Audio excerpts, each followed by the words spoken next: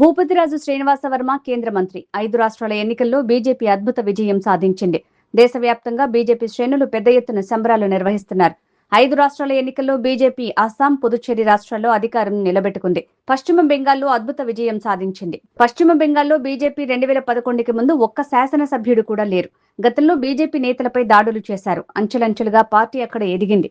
2016లో 3 స్థానాలు, 2021లో 76 స్థానాలు, ఇవాళ సుమారు 200 స్థానాలు సాధించి అధికారం సాధించే దిశగా దూసుకొచ్చింది. ఇన్నేళ్లు పాలించిన మమతా బెనర్జీ అరాచకాలు, నిర్ణయాలు, దేశ హితానికి వ్యతిరేకంగా చేసిన పనులు ఆమెను ఓడించాయి. బంగ్లాదేశ్ చొరబాటుదారుల ఓట్లతో ఇన్నాళ్లు మమతా బెనర్జీ గెలుస్తూ వచ్చింది. బెంగాల్లో అభివృద్ధి శూన్యం. అభివృద్ధి కోసం ఇచ్చిన నిధులు మమత దుర్వినియోగం చేస్తుంది. సెంటిమెంట్ను రెచ్చగొట్టడం ద్వారా, ముస్లిం మైనారిటీలను సంతృప్తి పరచడం ద్వారా దేశ ప్రయోజనాలు ఏవైనా మమత పట్టించుకోలేదు. 5 రాష్ట్రాల్లో జరిగినటువంటి ఎన్నికలు ఏతున్నాయో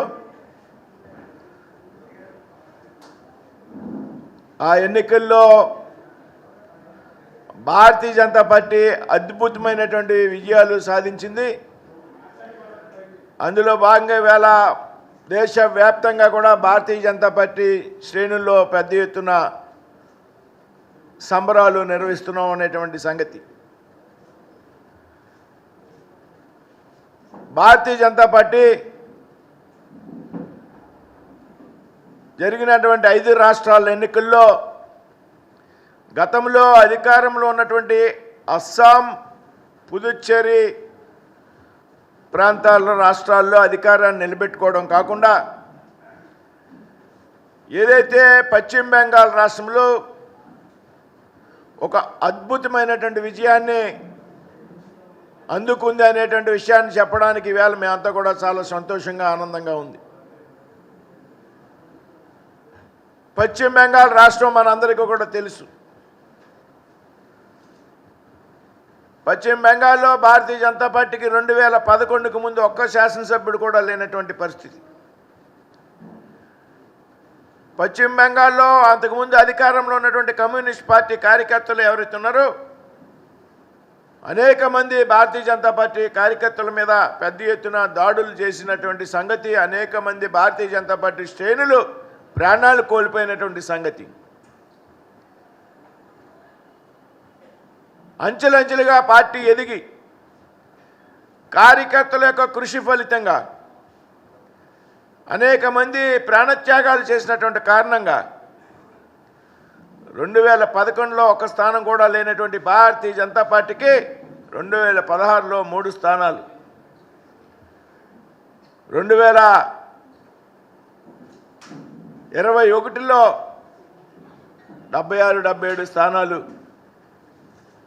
ఈరోజు నేరుగా దాదాపు సుమారుగా 200 స్థానాలు సాధించి తిరుగులేనటువంటి మెజార్టీతో ప్రభుత్వాన్ని ఏర్పాటు చేసేటువంటి దిశగా భారతీయ జనతా పార్టీ చేరుకుంది అనేటువంటి విషయాన్ని చెప్పడానికి చాలా సంతోషంగా, ఆనందంగా ఉంది మా అందరికీ కూడా. గత 3 ఎన్నికల్లో 15 సంవత్సరాల పాటు ఎన్నికయ్యి 15 సంవత్సరాల పాటు ఆ రాష్ట్రాన్ని పాలించినటువంటి మమతా బెనర్జీ గారు ఏదైతే ఉన్నారో ఆవిడ యొక్క అరాచకాలు, విపరీతమైనటువంటి ధోరణి, విధ్వంసకరమైనటువంటి నిర్ణయాలు, దేశ హితానికి వ్యతిరేకంగా ఆవిడ చేసినటువంటి పనులు, కేవలం అధికారం నిలబెట్టుకోవడం కోసం బంగ్లాదేశ్ నుంచి వచ్చినటువంటి చొరబాటుదారులను పెద్ద ఎత్తున ప్రోత్సహించి వారందరినీ కూడా ఓటర్లుగా నమోదు చేసి కేవలం బంగ్లా యొక్క చొరబాటుదారుల కారణంగానే ఆవిడ యొక్క పార్టీ గెలుస్తూ వచ్చిందనేటువంటి విషయాన్ని మేము ముందు నుంచి కూడా చెప్తా ఉన్నాం. బెంగాల్ రాష్ట్రంలో అభివృద్ధి శూన్యం. ఆవిడ ఆ రాష్ట్రాన్ని అభివృద్ధి చేయకపోగా ఏదైతే కేంద్ర ప్రభుత్వం నుంచి వచ్చేటువంటి ఆ రాష్ట్రానికి మంజూరు చేసేటువంటి పథకాలు అవుతున్నాయో, నిధులు అవుతున్నాయో వాటిని అన్నింటినీ కూడా దుర్వినియోగం పరచడం, ప్రజలకి అందకుండా కూడా పెద్ద ఎత్తున అవినీతి అక్రమాలకి పాల్గొన్నటువంటి ప్రభుత్వం మీ దేశంలో ఏదైనా ఉన్నది అంటే అది పశ్చిమ బెంగాల్లో మమతా బెనర్జీ నాయకత్వంలో ఉన్నటువంటి ప్రభుత్వం మాత్రమే అనేటువంటి విషయాన్ని సందర్భంగా చెప్తూ ఉన్నాం. కేవలం సెంటిమెంట్ని రెచ్చగొట్టడం ద్వారా ముస్లిం మైనార్టీ యొక్క వారి యొక్క సంతుష్టీకరణ ద్వారా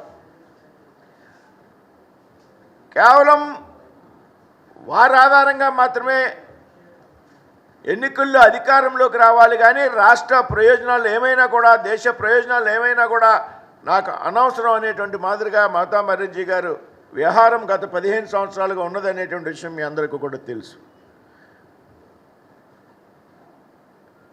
ఎన్నికల్లో భారతీయ జనతా పార్టీ ప్రచారం చేసుకోవడానికి కూడా నిరోధించినటువంటి పరిస్థితి.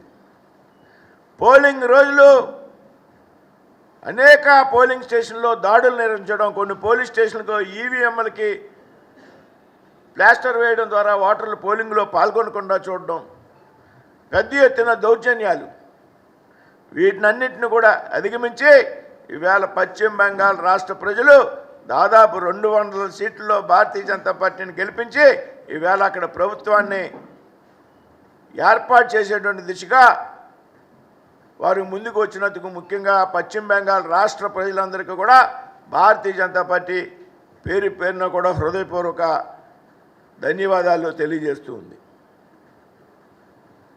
ఏదైతే విదేశీ చొరబాట్లదారుని పెద్ద ఎత్తున రాష్ట్రంలో ప్రోత్సహించడం ద్వారా అనేక చట్టవిరుద్ధమైనటువంటి కార్యకలాపాలకు అనేక మంది విదేశీ శక్తులకు కూడా పశ్చిమ బెంగాల్ కేంద్రంగా మారింది అనేటువంటి విషయాన్ని సందర్భంగా అందరూ కూడా గమనించాలి. ప్రజలు వాస్తవాలు గ్రహించారు. ఈ రోజున ఒక 15 సంవత్సరాల క్రితం ఒక్క శాసనసభ స్థానం కూడా లేనటువంటి పశ్చిమ బెంగాల్లో ఈవేళ 200 సీట్లు దాదాపుగా గెలుస్తోంది అంటే అది పశ్చిమ బెంగాల్ ప్రజల యొక్క విజ్ఞత అనేటువంటి విషయాన్ని సందర్భంగా స్పష్టం చేస్తూ ఉన్నాం. ముఖ్యంగా నరేంద్ర మోడీ గారి నాయకత్వంలో,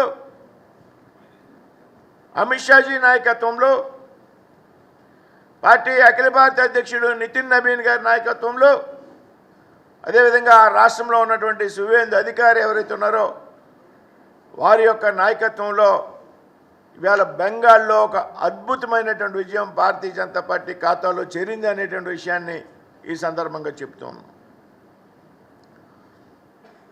అంతేకాదు, ఏదైతే బెంగాల్లో బీజేపీ అధికారంలోకి రావడం అనేది బీజేపీ చాలా సంవత్సరాలుగా చేస్తున్నటువంటి ప్రయత్నం. ఇవాళ ఆ కళ సాకారమైంది, ఆ కళ నిజమైంది అనేటువంటి విషయాన్ని మీ ముందు ఉంచుతూ ఉన్నా. ఎందుకంటే ఎవరైతే ఇవాళ భారతీయ జనతా పార్టీ పూర్వస్వరూపం మీ అందరికీ కూడా తెలుసు, భారతీయ జనసంఘ్. భారతీయ జనసంఘే ఇవాళ భారతీయ జనతా పార్టీగా రూపాంతరం చెంది. ఎవరైతే 1951లో భారతీయ జనసంఘ్ని స్థాపించడం జరిగిందో ఆ స్థాపించినటువంటి వ్యక్తి శ్యామ్ ప్రసాద్ ముఖర్జీ గారు. ఆ శ్యామ్ ప్రసాద్ ముఖర్జీ గారి యొక్క సొంత రాష్ట్రం పశ్చిమ బెంగాల్ అనేటువంటి విషయాన్ని సందర్భంగా గుర్తు చేస్తున్నాం. అంతేకాదు, ఆయన ఒక మేధావి. పశ్చిమ బెంగాల్ కలకత్తా యూనివర్సిటీకి కేవలం 36-37 సంవత్సరాలనే వైస్ ఛాన్సలర్గా పనిచేసినటువంటి వ్యక్తి శ్యామ్ ప్రసాద్ ముఖర్జీ. వారి తండ్రి గారు కూడా కలకత్తా యూనివర్సిటీకి వైస్ ఛాన్సలర్గా పనిచేసినటువంటి వ్యక్తి శ్యామ్ ప్రసాద్ ముఖర్జీ. శాసన మండలి సభ్యులుగా మేధావుల నుంచి ఎన్నికైనటువంటి వ్యక్తి శ్యామ్ ప్రసాద్ ముఖర్జీ. నెహ్రూ గారు మంత్రివర్గంలో పరిశ్రమల శాఖ మంత్రిగా ఉండి ఏదైతే ద్వంద్వ వైఖరి ఉన్నదో కాశ్మీర్ విషయంలో నెహ్రూ గారు అవలంబిస్తున్నటువంటి వైఖరి ఏదైతే ఉందో, కాంగ్రెస్ పార్టీ అవలంబిస్తున్నటువంటి వైఖరి అయితే ఉందో దాన్ని వ్యతిరేకిస్తూ మంత్రి పదవికి రాజీనామా చేసి ఈ దేశంలో ప్రజలందరికీ ఒకే చట్టం ఉండాలా, ఒకే న్యాయం ఉండాలనేటువంటి ఆలోచనతో, ఒకే జాతీయ పతాకం ఉండాలనేటువంటి ఆలోచనతో 1951లో భారతీయ జనసంఘ్ని స్థాపించినటువంటి వ్యక్తి శ్యామ్ ప్రసాద్ ముఖర్జీ గారి యొక్క సొంత రాష్ట్రం ఇది పశ్చిమ బెంగాల్. అదేవిధంగా ఏదైతే భారతీయ జనసంఘ్ స్థాపించి 51లో పెట్టారు, అంటే భారతీయ జనతా పార్టీ 70 సంవత్సరాలు పూర్తి చేసుకుంది. ఇవాళ 2026లో ఉన్నాం. అదేవిధంగా శ్యామ్ ప్రసాద్ ముఖర్జీ గారి యొక్క 125 జయంతి ఒకటిలో ఆయన జన్మించారు. 120 సంవత్సరాలు పూర్తి చేసుకున్నాం. ఈ రెండు సందర్భాల్లో ఒకవైపు పార్టీ ఆవిర్భావం, మరోవైపు పార్టీని స్థాపించినటువంటి వ్యక్తి శ్యాంప్రసాద్ ముఖర్జీ. మీ అందరూ కూడా చూస్తుంటారు. మేము ఏ పార్టీ మీటింగ్ పెట్టినా, ఎక్కడ పెట్టినా, అది బహిరంగ సభ అయినా, ఇంటర్నల్ మీటింగ్ అయినా, శ్యాంప్రసాద్ ముఖర్జీ గారి యొక్క చిత్రపటాన్ని. ఆయన సొంత రాష్ట్రమైనటువంటి పశ్చిమ బెంగాల్లో ఇవాళ భారతీయ జనతా పార్టీకి ప్రభుత్వం ఏర్పరచడం అనేది ఒక చిరకాల కోరిక, కళ. అటువంటి కళ ఈరోజు సాకారమైంది. రాబోయేటువంటి రోజుల్లో పశ్చిమ బెంగాల్ భారతీయ జనతా పార్టీ నాయకత్వంలో ఒక అద్భుతమైనటువంటి ప్రగతిని, అభివృద్ధిని సాధిస్తుందనేటువంటి విషయాన్ని ఈ సందర్భంగా చెప్తూ ఉన్నాం. అదేవిధంగా అసోంలో వరుసగా మూడవసారి రెండింటి మెజార్టీతో అధికారంలోకి రాబోతున్నాం. 126 స్థానాలు ఉన్నటువంటి అస్సాంలో 100కి పైగా భారతీయ జనతా పార్టీ స్థానాలను గెలుస్తూ ఉంది. అదేవిధంగా పుదుచ్చేరిలో రంగస్వామి గారి నాయకత్వంలో ఉన్నటువంటి పార్టీతో అలయన్స్లో ఉన్నాం. మళ్ళీ అక్కడ అధికారంలోకి రాబోతాం. అంతేకాదు కేరళలో కూడా ఇవాళ ఒక మెరుగైనటువంటి ఓటింగ్ శాతాన్ని, అదేవిధంగా అసెంబ్లీలో కూడా భారతీయ జనతా పార్టీ శాసనసభ్యులు ఎన్నికయ్యే విధంగా ఇవాళ ఫలితాలు సూచిస్తూ ఉన్నాయి. కాబట్టి ప్రజలు విజ్ఞతతో కూడినటువంటి తీర్పునిచ్చారు. ఏదైతే భారతీయ జనతా పార్టీ ఇటీవల కాలంలో ప్రవేశపెట్టినటువంటి మహిళా బిల్లు ఏదైతే ఉందో, పార్లమెంట్లో పెద్ద ఎత్తున వ్యతిరేకించడం ద్వారా మమతా బెనర్జీ, అదేవిధంగా పెద్ద ఎత్తున వ్యతిరేకించినటువంటి ఎవరైతే స్టాలిన్ గారు ఉన్నారో ఆయన తమిళనాడులో ఆయన కూడా ఓడిపోయే, వ్యక్తిగతంగా ఆయన కూడా నెగ్గేటువంటి పరిస్థితి కనపట్టలేదు ఇప్పుడు ఉన్నటువంటి గణాంకాల ప్రకారం. పెద్ద ఎత్తున మహిళా బిల్లుకు వ్యతిరేకంగా పనిచేసినటువంటి శక్తుల్ని ప్రజలు తిరస్కరించారు అనేటువంటి విషయం కూడా అర్థమవుతూ ఉంది. తమిళనాడులో ముఖ్యంగా స్టాలిన్ గారి ఓటమికి ఒక ప్రధానమైనటువంటి కారణం. అంతేకాదు ఆయన ఆ రాష్ట్రంలోనే కాదు, యావత్ దక్షిణాది రాష్ట్రాలను కూడా కొన్ని రాజకీయ శక్తుల్ని సమీకరించి దక్షిణాది రాష్ట్రాలకు పెద్ద ఎత్తున ఏదైతే డీలిమిటేషన్ వల్ల అన్యాయం జరుగుతుందని ప్రజల్ని నమ్మించడానికి ప్రయత్నం చేసినటువంటి వ్యక్తి. యాక్చువల్గా ప్రభుత్వం పార్లమెంట్లో ప్రవేశపెట్టినటువంటి ఏదైతే డీలిమిటేషన్ బిల్లు ఉన్నదో అది దక్షిణాది రాష్ట్రాలకు ఒక అద్భుతమైనటువంటి అవకాశం. దక్షిణాది రాష్ట్రాల్లో జనాభా తగ్గుతూ ఉంది, ఉత్తరాది రాష్ట్రాల్లో జనాభా పెరుగుతూ ఉంది.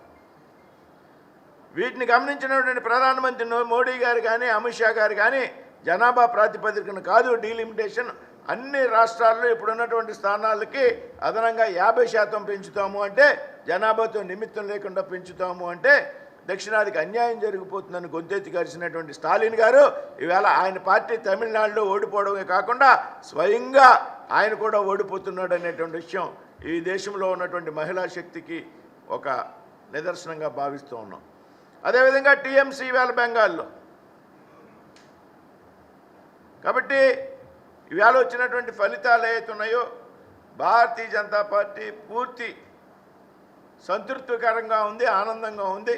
ఏదైతే మా నాయకత్వం ఉన్నదో నరేంద్ర మోడీ గారి నాయకత్వంలో,